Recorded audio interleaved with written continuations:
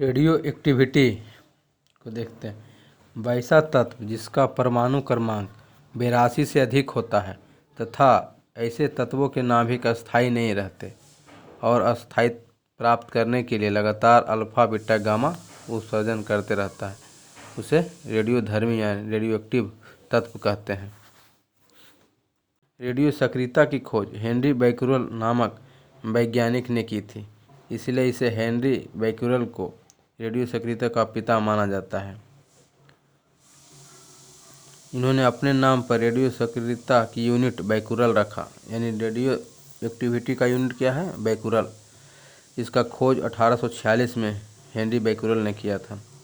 प्राकृतिक रेडियो सक्रिय पदार्थ यूरेनियम, थोरियम, पोलोनियम, रेडियम आदि जो स्वतः अदृश्य किरण अल्फा बीटा गामा निकालती रहती है। रेडियम तथा पोलोनियम की खोज मैडम क्यूरी तथा इसके पति पीरे क्यूरी ने की। इस महत्वपूर्ण खोज के लिए सन 1903 में इन्हें नोबेल पुरस्कार से सम्मानित किया गया। कृत्रिम रेडियो सक्रियता की खोज मैडम क्यूरी की बेटी इरेन क्यूरी तथा इसके पति एफ जूलियट ने की थी। रेडियो सक्रियता विकिरण को मापने के लिए गाइगर मूल काउंटर का प्रयोग किया जाता है तथा इसकी सहायता से किसी रेडियो सक्रिय पदार्थ की उपस्थिति का भी पता लगाया जाता है। रेडियो सक्रिय पदार्थ सभी विकिरणों को उत्सर्जित करने के बाद सीसा में बदल जाता है। रेडियो सक्रिय पदार्थ के नाभिक में न्यूट्रॉन की संख्या अधिक होती है, जिसके कारण वे अस्थायी होते हैं और स्वतः अल्फा बीटा गामा जैसी अदृश्य किरणों का उत्सर्जन करते रहते हैं। रेडियो सक्रियता का 3 यूनिट होता है। पहला बैक्यूरेल, दूसरा क्यूरी, तीसरा रदरफोर्ड। 1 बैक्यूरेल बराबर 1 डिश पर सेकेंड, 1 रदरफोर्ड बराबर 10⁻6 डिश पर सेकेंड, 1 क्यूरी बराबर 3.7 गुना 10⁻10 डिश सेकेंड। अल्फा किरण को देखते हैं। अल्फा किरण की खोज हेनरी बैक्यूरेल ने की थी। यह एक पॉजिटिव चार्ज है, यानी धनावेश किरण है। इसका दरमियान हाइड्रोजन के दरमियान का 4 गुना होता है। इस पर 2 इकाई धन आवेश होता है। धनावेशित होने के कारण अल्फा किरण कैथोड की ओर विचलित होता है। इसे हीलियम की नाभिक जैसा माना जाता है, इसलिए इन्हें हीलियम से व्यक्त किया जाता है। इसका वेग प्रकाश के वेग के 1/10वां भाग होता है। बीटा किरण का खोज रदरफोर्ड ने किया। यह एक ऋण आवेश युक्त किरण है। इस पर 1 इकाई ऋण आवेश होता है। इसका दरमियान हाइड्रोजन के 1/1837वां भाग होता है।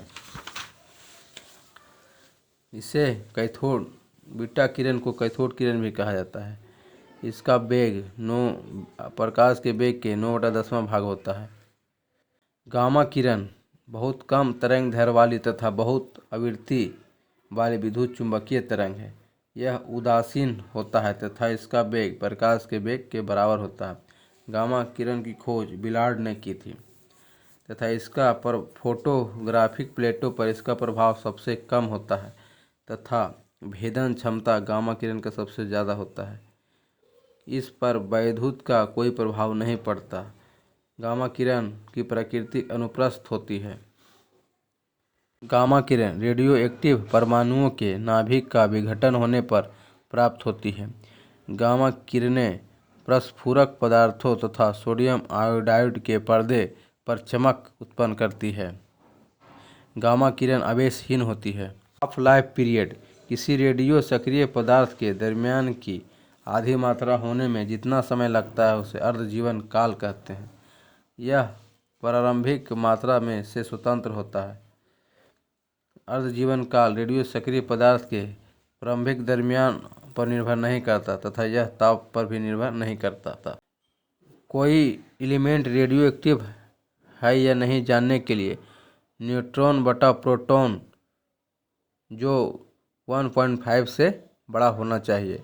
अगर बड़ा होगा तो रेडियो एक्टिव एलिमेंट होगा, नहीं छोटा होगा तो रेडियो एक्टिव एलिमेंट नहीं होगा।